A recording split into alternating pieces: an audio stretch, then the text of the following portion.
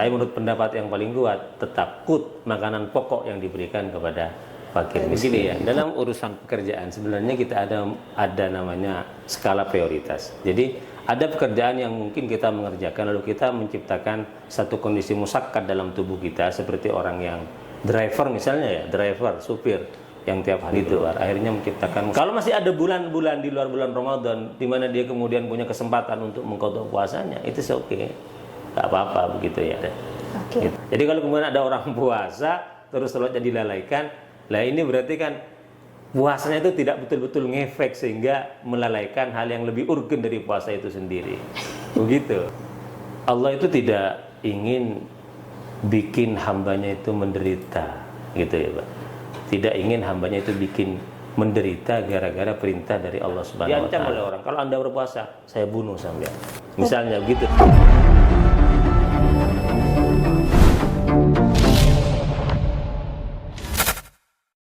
Assalamualaikum warahmatullahi wabarakatuh. Selamat pagi Taretan Madura.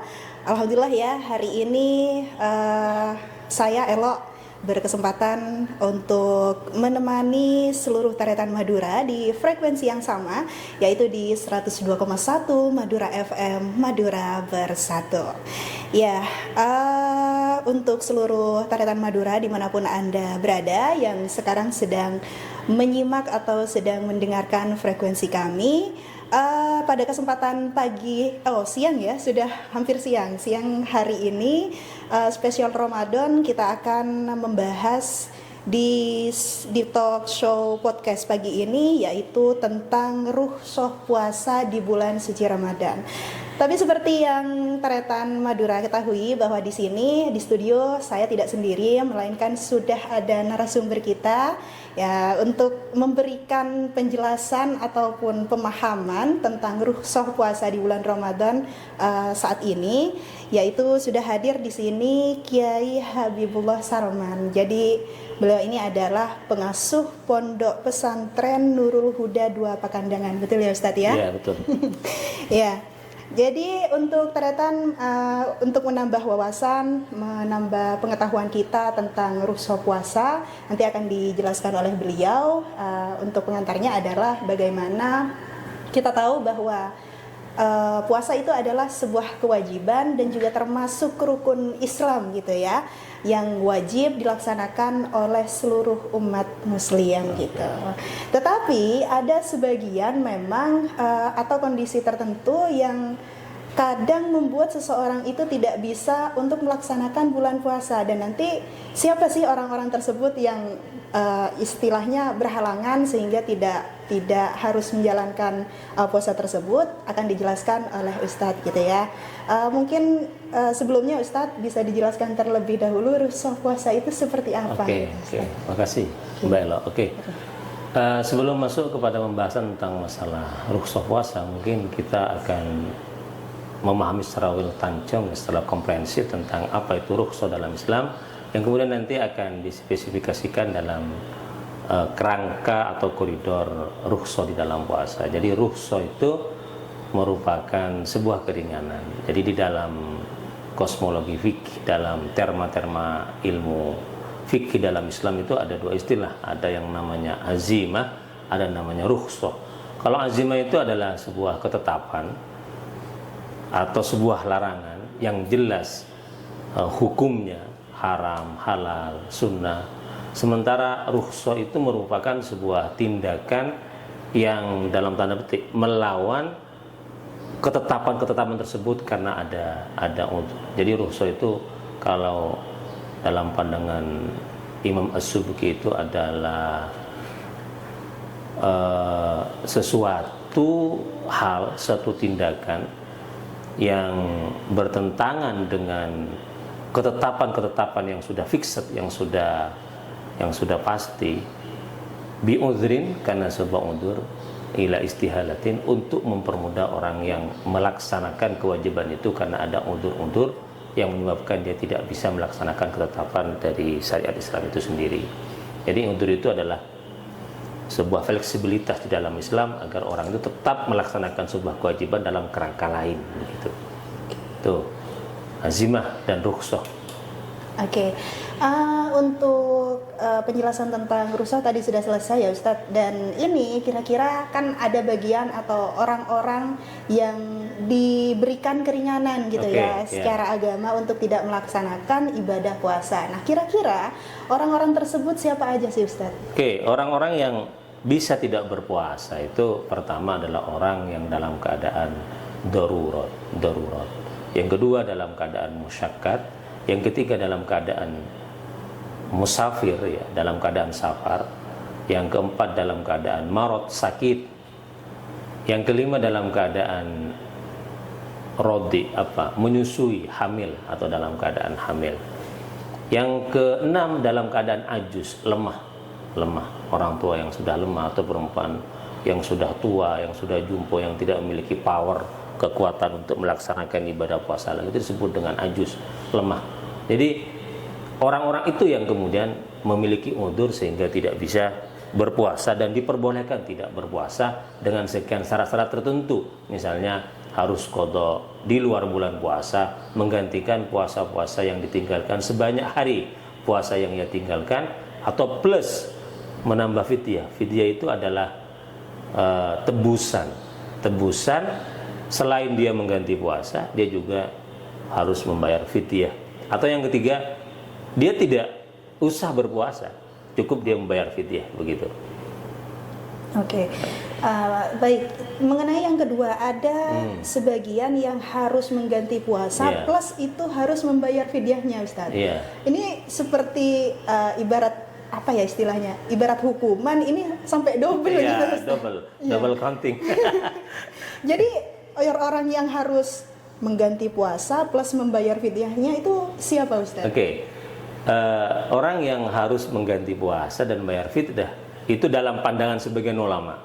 Tapi sebagian ulama yang lain tidak usah bayar fidyah. Jadi saya jelaskan dari pandangan ulama yang mengatakan orang ini harus bayar qadha, harus mengganti puasa yang ditinggalkan sekaligus membayar tebusan fidyah. Yaitu adalah orang yang hamil atau orang yang menyusui, dia itu berhenti puasa bukan karena memperhatikan kondisi dirinya, tapi karena khawatir terhadap bayi yang dikandung atau janin atau bayi yang disusui. Jadi di sini fidyahnya karena dia itu berhenti berpuasa karena bukan dirinya tapi karena orang lain. Kalau dia itu menyusu nggak kuat, dirinya sudah powerless, nggak punya kekuatan untuk berpuasa, terus dia berhenti berpuasa, cukup qadha, nggak usah fidyah. Tapi kalau dia berhenti berpuasa karena memikirkan kondisi bayi yang disusui, takut kalau kemudian dia puasa nyusui terus nggak ada air susunya, kasihan sama anak yang disusui, maka kemudian dia boleh nggak berpuasa, tapi dia harus plus bayar fidyah. Oh, berarti tidak untuk dirinya sendiri, gitu ya, Ustadz? Oke. Kemudian nih Ustadz, misalnya nih ada satu kondisi orang, baik itu orang dewasa atau misalnya sudah jompo dan lain sebagainya, sudah tidak kuat berpuasa karena disebabkan suatu penyakit yang kronis, dan nanti emang niatnya mau mengganti kalau beliau sudah sehat misalnya, tetapi wallahu alam tiba-tiba meninggal dunia. Nah, apakah itu tetap wajib atau ada orang lain misalnya pihak keluarganya yang harus menggantikan atau gimana, Ustaz? Jadi ada orang yang memang secara fisik tidak kuat berpuasa, misalnya namanya ajus, orang yang lemah, sudah powerless, tidak punya kekuatan untuk berpuasa, dan la yurja buruhu, dan tidak bisa diharapkan kesembuhannya. Kan ada orang seperti itu kan ya, orang-orang lansia terutama gitu ya.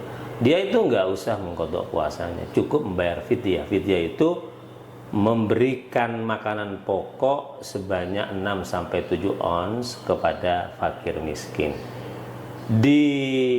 Dianjurkan yang dikasih itu mentahnya, bukan masaknya, mentahnya. Dianjurkan dikasih mentahnya. Dikasih masaknya, sebagian pendapat juga mengatakan enggak jadi masalah. Tapi yang paling dianjurkan ngasih mentahnya. Oh, baik. Nah, kalau misalnya nih Ustaz, mentahnya tidak berbentuk sembako tapi berbentuk uang misalnya. Berbentuk uang. Ya, apakah itu boleh Ustaz? Menurut sebagian pendapat boleh. Tapi menurut pendapat yang paling kuat tetap makanan pokok yang diberikan kepada fakir miskin gitu. Oke, baik. Terima kasih Ustaz. Nah, ini masih berkaitan sama niat mengganti puasa juga. Nih, saya sebagai orang awam juga ya. Iya, iya, iya.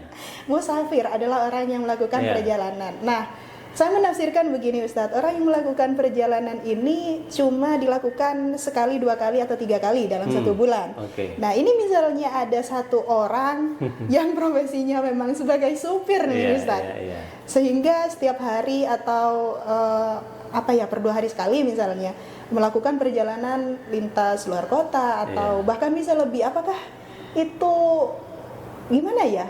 Boleh kan ya? Enggak, Iya. boleh nggak berpuasa. Tapi kalau misalnya dalam 1 bulan penuh lebih banyak nggak puasanya, itu bagaimana Ustaz? Begini ya, dalam urusan pekerjaan sebenarnya kita ada namanya skala prioritas. Jadi ada pekerjaan yang mungkin kita mengerjakan lalu kita menciptakan satu kondisi musakkat dalam tubuh kita, seperti orang yang driver misalnya ya, driver, supir yang tiap hari keluar, akhirnya menciptakan musakkat dalam dirinya, tidak kuat berpuasa karena dia dalam keadaan musafir. Jadi prioritas kerjanya begini, skala prioritasnya begini. Jadi kalau kemudian dia bisa menunda pekerjaan drivingnya begitu ya, memang sebaiknya ditunda, karena memang puasa itu hanya 12 bulan, itu hanya 1 bulan, 1 kali gitu kan, eman-eman. 1 kali setahun. Iya, 1 tahun 1 kali cuma Iya. gitu kan, dan itu memang memiliki waktu yang luar biasa barokah. Jadi kalau kemudian ada pekerjaan seperti supir yang itu bisa ditangguhkan supirnya, bisa ditangguhkan sampai di bulan-bulan di luar Ramadan misalnya, memang sebaiknya ditangguhkan. Tapi kalau kemudian itu dalam keadaan harus, dan itu berisiko terhadap pekerjaannya sebagai driver misalnya, dia tidak aktif nyupir selama sebulan kemudian bisa dipecat begitu ya, risiko terhadap pekerjaannya, terhadap maisahnya. Maka di sini ulama mengatakan kalau memang dia itu sebulan penuh hidup sebagai musafir, ya memang harus ada niat untuk qadha di luar bulan Ramadan. Tapi kalau kemudian 12 bulan dia memang harus hidup sebagai musafir terus gitu ya, maka di bulan Ramadan dia itu sebaiknya dan diharuskan berpuasa. Karena memang tidak ada waktu lain bagi dia untuk mengqadha puasanya, karena di luar bulan Ramadan pun dia harus menjadi musafir. Baik. Begitu. Kalau masih ada bulan-bulan di luar bulan Ramadan di mana dia kemudian punya kesempatan untuk mengqadha puasanya, itu oke. Enggak apa-apa begitu ya. Oke. Gitu. Nah, kemudian ini juga Ustadz agak sedikit krusial juga ya. Pernah saya diceritakan oleh seorang teman begitu. Ini ada seorang perempuan sedang hamil gitu Ustadz, dan orang tersebut alhamdulillah puasa katanya. Cuma ada satu momen di hari tersebut saat dia sedang hamil tersebut katanya sempat keluar darah gitu Ustadz, tapi sedikit. Nah, dan sebelum Ramadan itu pernah juga mengalami hal sedemikian rupa, cuma ini karena darahnya yang keluar tidak sampai 24 jam sehingga tidak dihukumi sebagai haid gitu kan. Ya. Apakah dia dengan kondisi seperti itu tetap bisa menjalankan puasa atau tunda dulu sampai nunggu gitu Ustaz? Oke, kita perlu takyin dulu ya, tentukan dulu itu darah apa yang keluar. Kan ada darah istihadah, itu kan ya. Ada darah haid, ada darah penyakit. Darah istihadah itu kan darah yang bukan darah haid gitu ya. Jadi kalau orang lagi hamil ya, terus keluar darah, itu jelas bukan darah haid, gitu kan ya. Berarti penyakit nih. Iya, darah penyakit. Karena haid itu kan merupakan salah satu bentuk metabolisme tubuh ketika tidak dibuai akhirnya keluar menjadi darah. Gitu. Kalau sudah dibuai dan hamil, maka ketika keluar darah itu bukan darah menstruasi lagi. Jadi harus berpuasa. Dan itu berarti tidak membatalkan puasanya gitu ya Ustadz ya? Tidak membatalkan puasanya, karena itu bukan darah haid. Kemudian kalau misalnya mau menunaikan sholat nih Ustadz, apakah harus mandi wajib dulu atau enggak? Karena itu bukan darah haid, dari istihadah, tetap dia itu wajib melaksanakan sholat. Karena yang tidak boleh berpuasa dan tidak boleh sholat itu kalau keluar darah haid terus darah nifas, itu bukan hanya sebuah opsional, bukan hanya pilihan, itu sebuah kewajiban, wajib berhenti. Jadi orang yang sedang haid nifas itu haram melakukan puasa. Itu bukan rukhsah lagi, itu sudah termasuk bagian azimah, sebuah ketetapan, harus berhenti. Jadi sudah tidak ada toleransi. Sudah ada tidak toleransi, sudah tidak ada pilihan lagi lain dengan musafir. Iya. Musafir selama dia mampu berpuasa, sebaiknya berpuasa. Orang sakit selama mampu berpuasa, tetap berpuasa. Baik.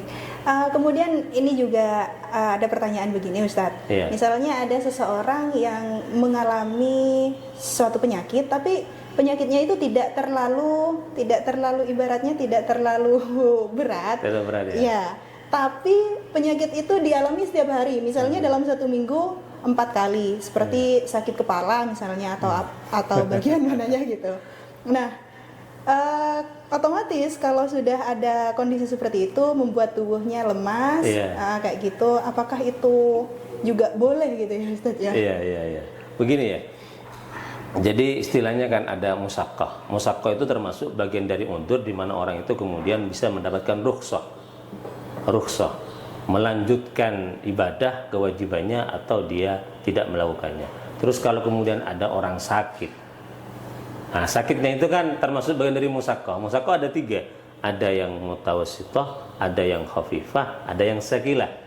Jadi kalau yang sakilah jelas itu membahayakan terhadap anggota tubuhnya atau bahkan psikis dan jiwanya. Itu wajib berhenti berpuasa. Wajib berhenti berpuasa. Jadi kalau orang nggak kuat berpuasa, kalau berpuasa dilanjutin kemudian dia itu bisa cedera, otaknya misalnya karena dehidrasi atau jiwanya, itu wajib berhenti berpuasa. Nah, kalau yang khafifah, khafifah itu berarti al-musaqqah al-khafifah itu tidak membahayakan jiwanya, tidak membahayakan anggota tubuhnya, cuma dia merasakan sakit. Kena jilat kan itu sakit, ya kan ya? Atau kayak teman sampean itu kan tiap hari sakit. Sakitnya apa sih? Sakit kepala. Sakit kepala. Iya, kayak gitu misalnya. Iya, itu kira-kira membahayakan enggak terhadap otaknya, terhadap gitu kan? Berarti dilihat dari levelnya, soalnya kan ada sakit kepala yang memang ringan, tapi ada juga yang katanya sampai apa gitu. Iya. Jadi pertama untuk mengukur musaqqah itu termasuk sakilah atau khafifah atau mutawassithah, termasuk yang berat yang harus berhenti berpuasa atau termasuk yang ringan atau termasuk yang sedang-sedang. Itu kita bisa mengukur dari kita sendiri ya. Jadi kalau kemudian kita terus bertahan dengan sakit kepala terasa berat-berat betul gitu ya, nggak enak hidup gitu ya, nggak nyaman gitu, walaupun sebenarnya terasa sehari, kita bisa mengukur ini sudah berat. Atau yang paling enak sebenarnya kalau kita mengukur dengan menggunakan standar medis. Berarti konsultasi gitu? Kayak ke dokter, gimana nih dok, kepala saya gitu, nggak apa-apa, nggak berbahaya. Nah ya nggak apa-apa begitu kan. Karena begini Mbak, setiap taklif, setiap pembebanan terhadap orang yang sudah mukallaf, sudah baligh itu sebenarnya adalah musyaqqat. Orang sholat itu kan beban itu kan, beban. Orang puasa apalagi harus nggak makan, harus nggak minum selama 12 jam lebih, bahkan terik panas matahari itu kan termasuk musyaqqat juga. Nah, tapi itu musyaqqat yang masih muqtadah, musyaqqat yang biasa, musyaqqat yang biasa dialami oleh banyak orang itu tidak berbahaya, tidak menjadi masalah begitu. Oh baik. Nah, begitu. Ini masih berkaitan sama puasa juga ya Ustaz ya. Iya. Nah ini seringkali terjadi Ustaz, sedikit keluar dari tentang rukhsah. Seringkali terjadi ketika banyak orang yang ketika bulan Ramadan itu antusias sekali melaksanakan puasa. Tetapi nanti ketika misalnya bukber nih, misalnya, nanti ke skip nih Ustadz salat maghribnya, dan nanti baru pamer-pamer lagi ketika mau tarawih gitu Ustadz. Nah ini gimana Ustadz? Puasanya kan wajib, dia sudah tertunaikan. Sementara salatnya ini yang juga wajib tapi diabaikan gitu. Nah ini gimana menurut Ustadz? Ya, itu berkaitan dengan kualitas puasa yang tidak ngefek kepada kewajiban yang lebih berat daripada puasa. Jadi kan kalau kita bentuk piramida prioritas tentang rukun Islam itu kan yang paling basikal, yang paling elementer itu adalah syahadat, gitu kan ya. Syahadat itu kan ya, kalau syahadat sudah nggak bisa maka puasa dan semuanya itu kan nggak diterima oleh Allah Subhanahu Wa Taala. Syahadat itu kan pintu gerbang antara al-farqu minal kafir wal muslim, begitu kan. Nah, kemudian setelah syahadat baru kemudian sholat. Jadi sholat itu merupakan basic dasar dari seluruh ibadah.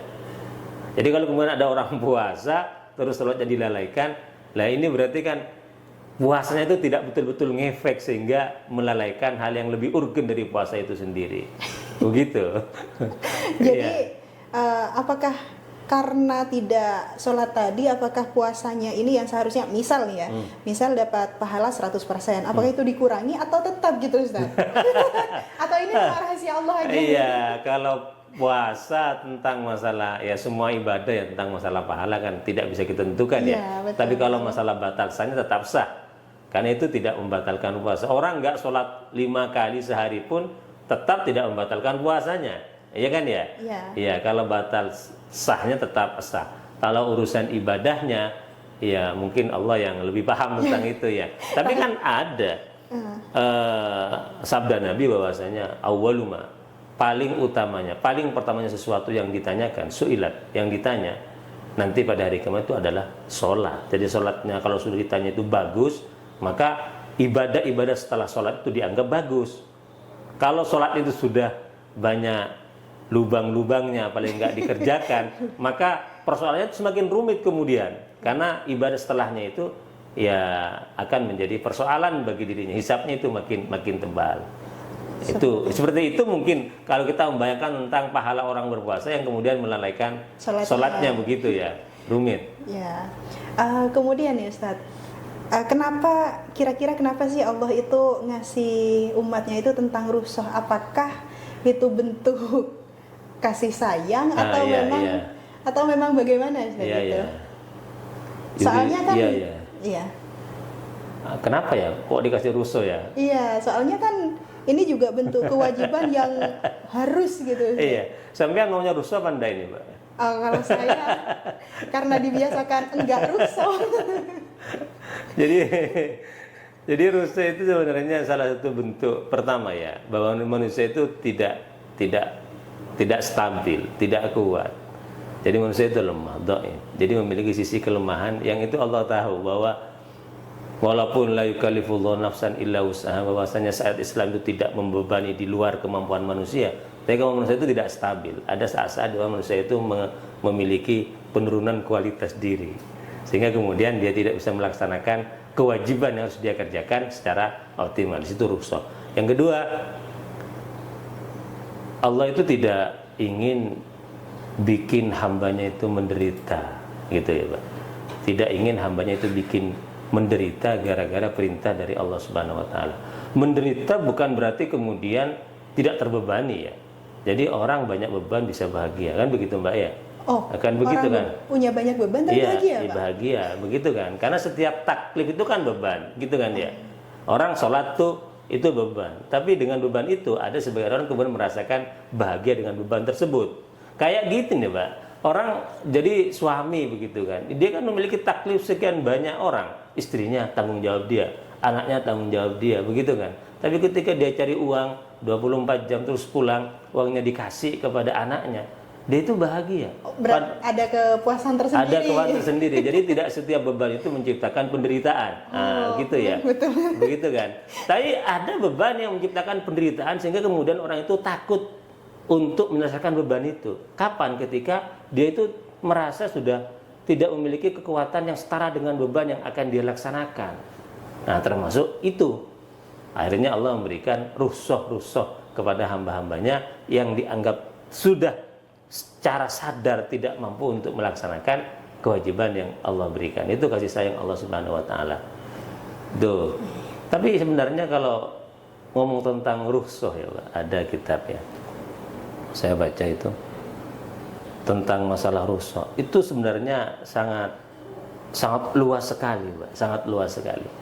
Karena salah satu orang itu boleh tidak berpuasa kalau dia itu dalam keadaan ikrohan, dipaksa untuk tidak berpuasa. Misalnya saya diancam oleh orang, kalau Anda berpuasa, saya bunuh sampean. Misalnya begitu ya. Boleh berarti? Enggak? Boleh nggak berpuasa dia itu. Karena emang tujuan syariat itu adalah kuliatul khamsah. Membingkai atau apa ya? Menjaga 5 pokok yang harus dimiliki oleh manusia. Al-aqlu akalnya, an-nafsu jiwanya, dirinya, an-naslu keturunannya, al-irdu kehormatannya, al-malu itu hartanya. Jadi 5 hal ini itu merupakan tujuan dari adanya syariat Islam.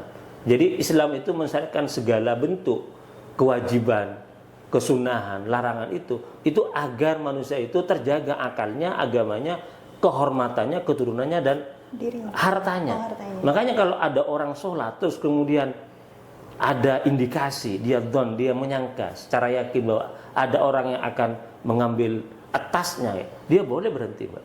Kenapa? Menjaga hartanya. Begitu. Termasuk orang yang berpuasa ketika diancam.